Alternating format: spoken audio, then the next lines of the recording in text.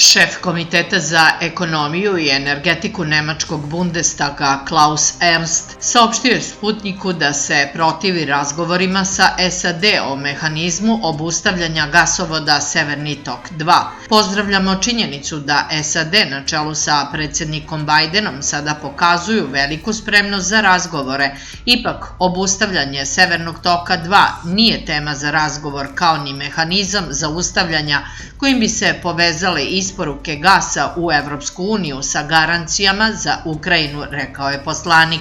Ranije list Handelsblatt objavio da je američka administracija dala neke predloge kojima bi se ukinule sankcije Severnom toku 2.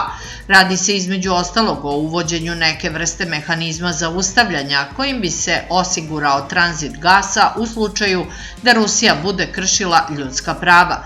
Predlaže se da se Ukrajini daju garancije da će ona ostati isporučilac energenata Evropi, piše list pozivajući se na izvore u Vašingtonu.